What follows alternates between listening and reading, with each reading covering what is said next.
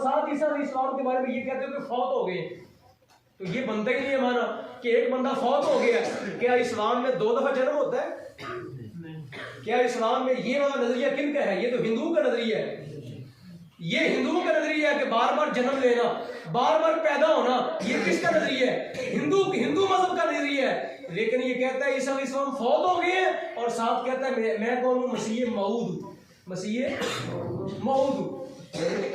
तो सामने मोहतरम, ये हजरत ईसा अलैहिस्सलाम को फौत इसलिए करना चाहता है, फौत इसलिए करना चाहता है ताकि मैं अपनी जगह बना सकूं, ताकि मैं क्या करूं अपनी। लेकिन जगह तो नहीं ना बनेगी। क्यों नहीं बनेगी? इसलिए कि ईसा अलैहिस्सलाम के बारे में कुरान ये कहता है कि वो बगैर बाप के पैदा किए गए। किसके बगैर? बाप के बगैर। इसका तो बाप था, उसका नाम था गुलाम कादर। इसके अब्बे का नाम क्या था? मिर्जा गुलाम कादर। इसके मिर्जा गुलाम कादर, मिर्जा गुलाम मुर्तजा इसके वालिद का नाम था। इसका दादा भी था, परदादा भी था, पूरी नस्ल थी। और अपने बारे में कहता है, अपने बारे में 3-4 दावे करता है। कहता है मेरा ताल्लुक जो है ये मुगल कौम के साथ। कभी कहता है मेरा कौम जो है मैं फारसी नस्ल हूँ। कभी कहता है मैं चीनी नस्ल हूँ। कभी कहता है मेरी दादियाँ जो है ना वो हज़रत फातिमा ज़हरा की औलाद में से। अस्तग़फिरुल्लाह। यानी ये दावे करता है, अपने बारे में दावे करता है।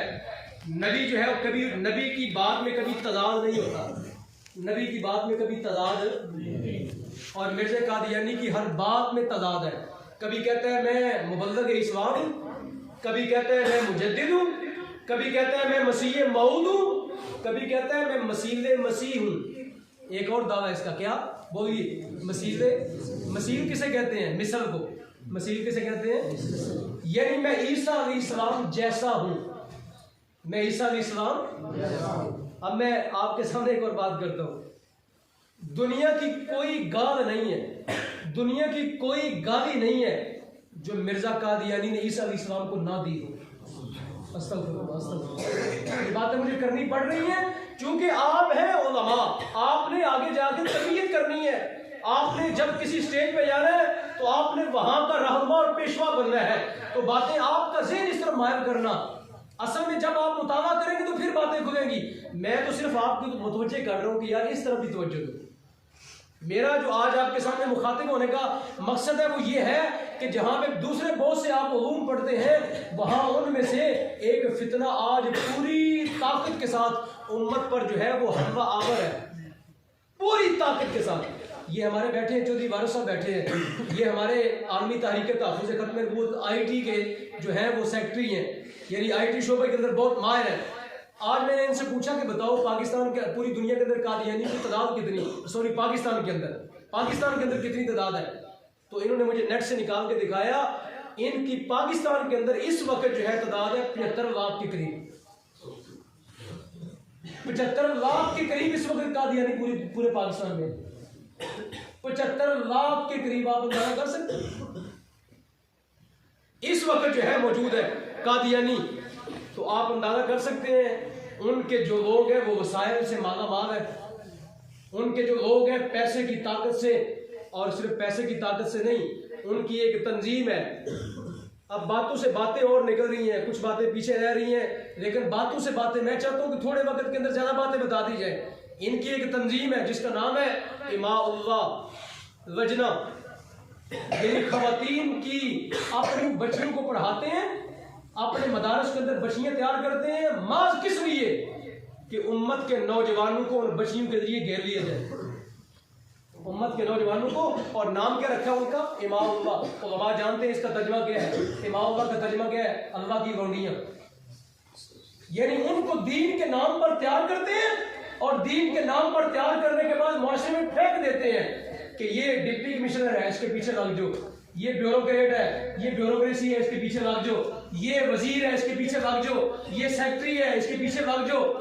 और वो लंबी चौड़ी हुस्नो जमील हसीनो जमील औरतें जब जो है ना वो किसी सेक्रेटरी के पीछे लगती हैं तो तब तक नहीं छोड़ती जब तक उसका ईमान ले नहीं देती।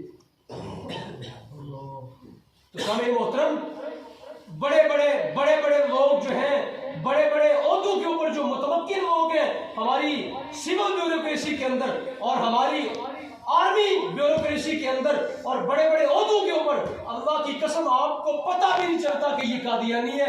इस किताब के अंदर मैंने आज पढ़ा, आज मैं मुताबिक कर रहा था, ये किताब मौलाना नईम ताहिर साहब लाहौर के भी 10 दिन वफात हो गए हैं, बहुत काम किया इस बंदे ने खत्म नबूवत के ऊपर, मौलाना नईम ताहिर रिजवी साहब।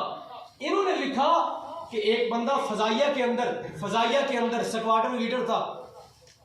कहते हैं हम एक दफा रबवा के अंदर गए, रबवे के अंदर जो इनका चनाब नगर है, कहते हैं हम वहां गए तो हमने अपना थोड़ा सा हुलिया चेंज कर लिया, हम रबवे के बारे में मालूमात लेना चाहते हैं। तो कहते हैं एक बंदा आगे से आ रहा था, तो हमने समझा कि थोड़ा सा इस बंदे को थोड़ा पूछ लेते हैं कि यहाँ कौन कौन सी चीज़ें हैं।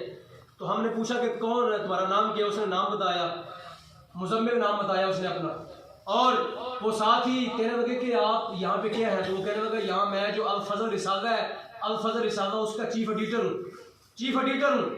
और वो कहने लगे आप जरा बताएं साहब का क्या आपकी हिस्ट्री है? उसने कहा मैं पाक फजाइया के अंदर जो है स्क्वाड्रन लीडर था, और उसने कहा मैंने जब तक रिटायरमेंट नहीं ले ली मैंने किसी पर जाहिर नहीं होने दिया मैं कादियानी हूं। उसने कहा मैंने फजाइया के आला ओहदों पर काम किया, मैंने जो पाकिस्तान की आला किस्म की ब्यूरोक्रेसी है उसके सामने काम किया उसके साथ, लेकिन मैंने किसी बंदे को आखिरी दम तक ये पता नहीं लगे दिया मैं कादियानी हूं।